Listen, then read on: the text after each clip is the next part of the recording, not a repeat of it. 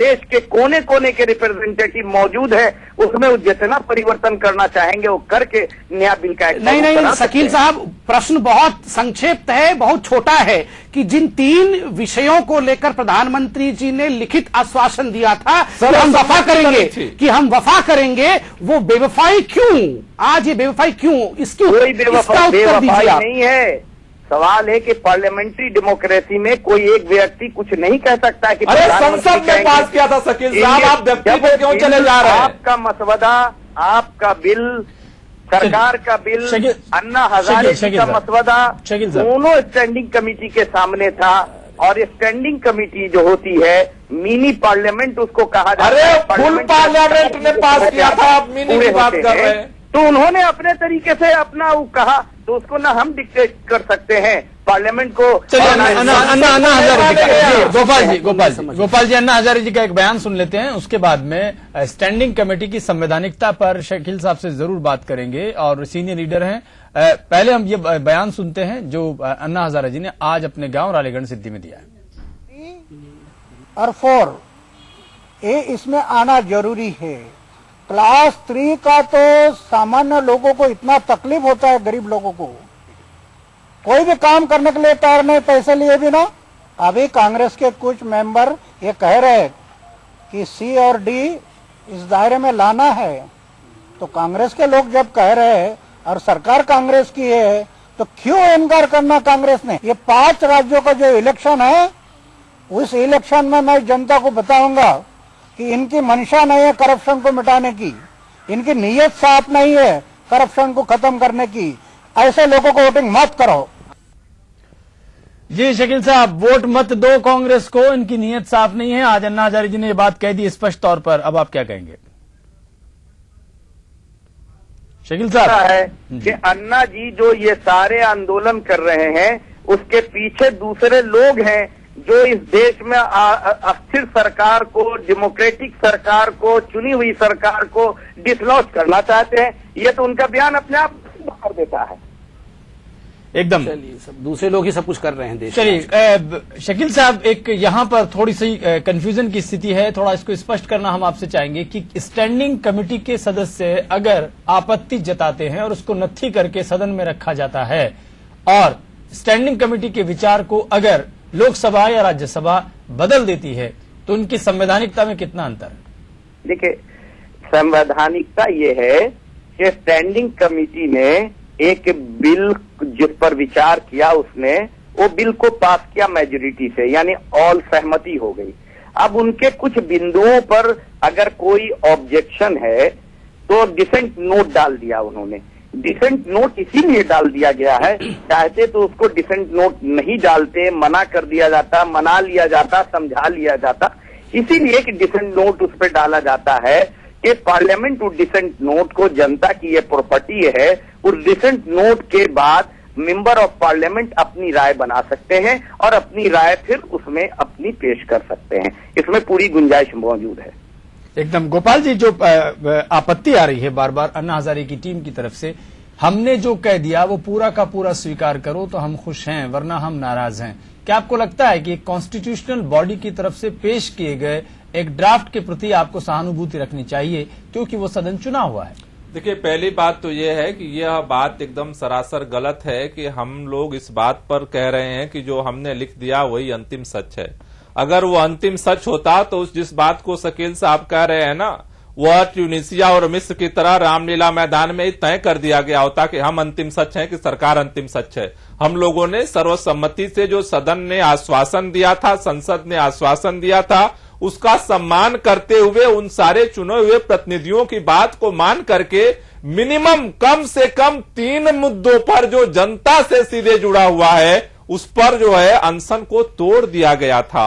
और इसी उम्मीद के साथ आज भी हम लोग बैठे हैं कि जो संसद की दुहाई देने वाले लाखों लोगों के जो प्रतिनिधि हैं, जो सबके वोट से चुनकर आए हैं, उन्होंने संसद में सर्वसम्मति से जो आश्वासन दिया था उसको कम से कम ये जो मिनी पार्लियामेंट है संयुक्त समिति, वो उसका सम्मान करेगी। अगर ये संयुक्त समिति उस पूरे संसद के पारित प्रस्ताव का सम्मान नहीं कर रही है और अंततोगत्वा 30 में से 16 लोग उन्हीं बिंदुओं पर जो संसद में पारित हुआ था, लोअर ब्यूरोक्रेसी को शामिल करने का सवाल, सीबीआई का सवाल, अगर इन बिंदुओं पर 16 लोग विरोध में खड़े हैं और फिर भी ये जिद है कि नहीं हम इन बिंदुओं पर नहीं मानेंगे, एक दिन पहले सी को शामिल करने का फैसला होता है, अगले दिन इमरजेंसी मीटिंग बुला करके सी को बाहर कर दिया जाता है, ये सारा कुछ जो चल रहा है, इसलिए हम लोगों को पिछले दिनों की तरह, जिस तरह से देखिए दूध की जो जली बिल्ली होती है ना, मट्ठा भी फूंक कर पीती है,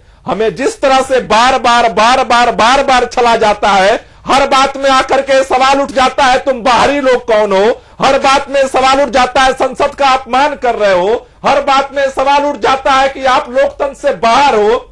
ये बातें बार बार इस बात की तरफ इशारा करती हैं कि क्या यह केवल जो कुछ भी हो रहा है ये केवल जन आंदोलन के दबाव में तो नहीं हो रहा, इसलिए हमें विरोध करना पड़ रहा।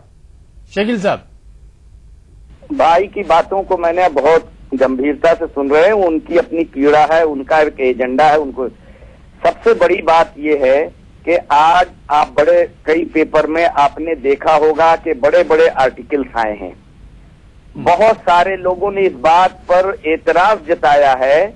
मैं आपको ये उस रिपोर्ट की बात नहीं कर रहा हूं जो पार्लियामेंट में है, कि एतराज जताया है कि बड़े ब्यूरोक्रेसी वाले लोग ये छोटे लोगों को करप्शन के लिए मौजूदे इल्जाम ठहरा देंगे और अपने बात में निकल जाएंगे अगर शामिल किया गया एक साथ तो। इसीलिए सरकार ने उनको स्टेट के लोकपाल के जो प्रारूप बनने वाले हैं उसके साथ उनको जोड़ा है कि वो जो ग्रुप सी और डी के लोगों को है।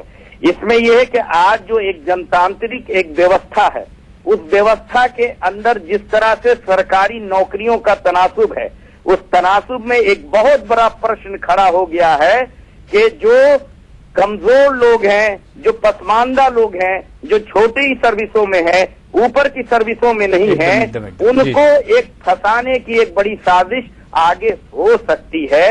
इसलिए इनको अलग से उसको शामिल करने के लिए एक बड़े एक मुहिम चल रही है। भी अगर उनकी मुहिम चल रही है अगर अन्ना जी के समर्थकों की, तो एक मुहिम ये भी चल रही है। तो अब इसमें बात यह है संजीदगी से सोचने की, उनको हमने फ्री तो किया नहीं है, उनको स्टेट के लोकपाल या लोकायुक्त के दायरे में ला दिया है, लाने का प्रस्ताव है।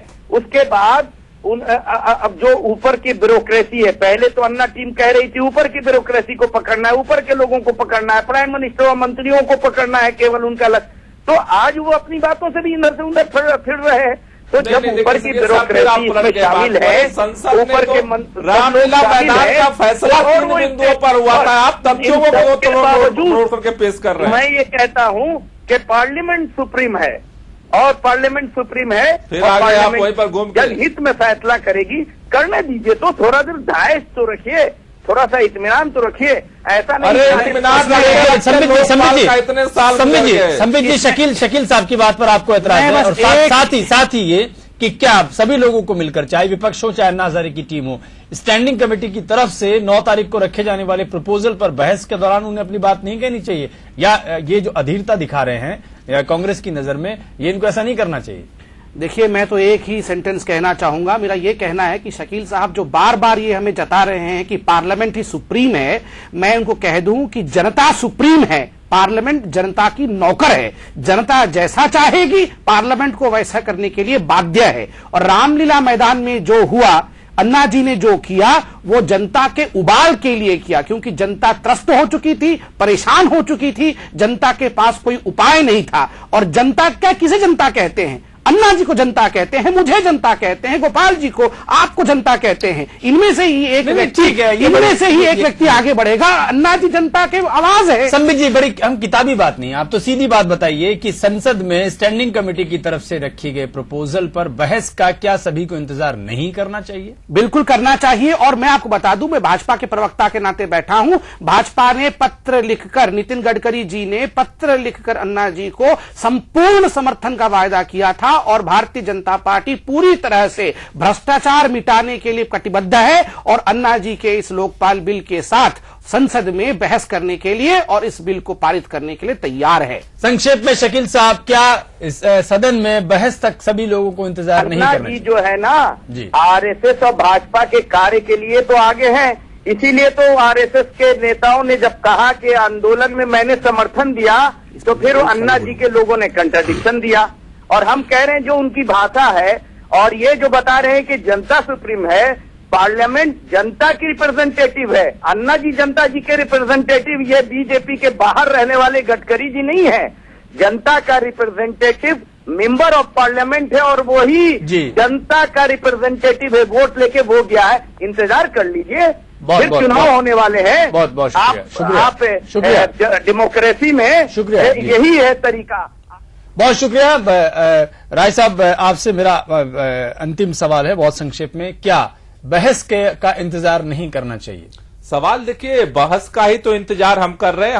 हमें तो बोलना तब पड़ रहा है जब उस प्रोसेस में हस्तक्षेप किया जा रहा है। सबसे हमने संसद का सम्मान किया, संसद का इंतजार किया, और शकील साहब भूल जाते हैं उस समय इनको बहुत अच्छा लग रहा था जब प्रधानमंत्री का पत्र लेकर के पहला राजनेता कोई था कि जो हमारे रामलीला मैदान के मंच पर आया, विलासराव देशमुख, और उस कांग्रेसी नेता का स्वागत किया गया। तब तो अच्छा लग रहा था, तब हम भाजपा का नहीं काम कर रहे थे। जब हम किसी गलत काम का विरोध करेंगे तो हम भाजपा के आदमी हो जाते हैं। इसलिए मेरा इतना ही कहना है कि हम लोगों को पार्टियों से नहीं, इस मुल्क से मोहब्बत है। और देखिए, इंतजार भी हम करेंगे, लेकिन अगर गलत प्रस्ताव आता है, गलत कानून आता है, तो उसके लिए दोबारा संघर्ष भी करेंगे। संबित जी, बहुत संक्षेप में। मेरा तो इतना ही कहना है शकील जी को कि अन्ना जी भी भाजपा और आरएसएस के व्यक्ति हैं, रविशंकर श्री रविशंकर भी आरएसएस के व्यक्ति हैं, जो भी राष्ट्रवादी चिंतन के व्यक्ति हैं वो सब आरएसएस के व्यक्ति है। आरएसएस यही तो चाहती है कि राष्ट्रवादी चिंतन का उत्थान हो, वो आगे बढ़े,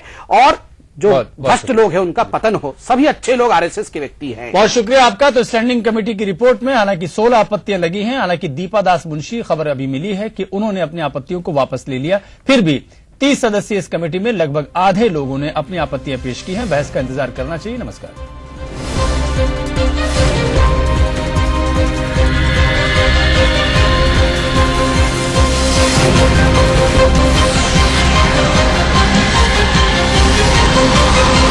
GNN न्यूज, सिर्फ खबर।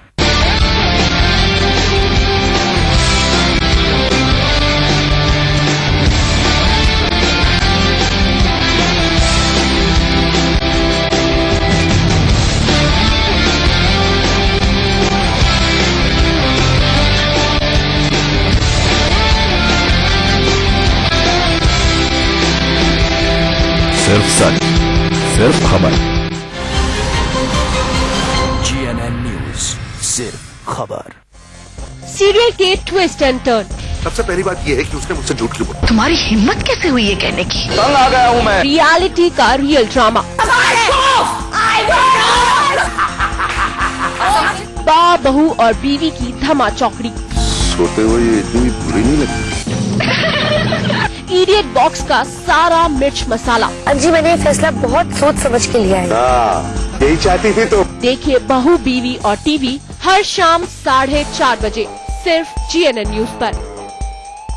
अब लोगों को काफी डर है कि नोएडा एक्सटेंशन में उनके लिए जो घर है वो सुरक्षित होगा कि नहीं। कैग की रिपोर्ट संसद में रखे जाने के बाद शीला दीक्षित में इस कदर घबराहट थी कि उन्होंने आनन फानन अपनी कैबिनेट की बैठक बुलाई। आज एक दोबारा जोरदार धमाका हो रहा है। कैसा धमाका ना हो, देखा था, सुना था। कभी किसी दलित के घर खाना खाते दिखते थे राहुल गांधी, तो कभी किसी ग्रामीण की बाइक पर बैठकर घूमते नजर आते थे राहुल गांधी। यहाँ जितनी भी भीड़ इकट्ठी हुई है, सबकी एक आवाज है, एक ही कहना है कि ये लड़कियों की गलती नहीं है। देश भर से अन्ना के समर्थक उनके अनशन के साथ जुड़ रहे हैं। हम अन्ना के साथ हैं।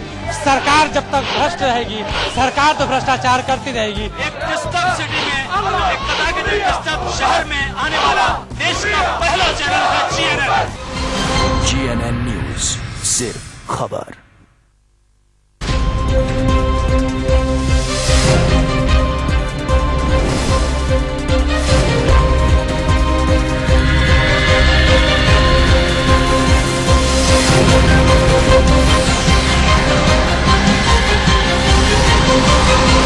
GNN न्यूज, सिर्फ खबर।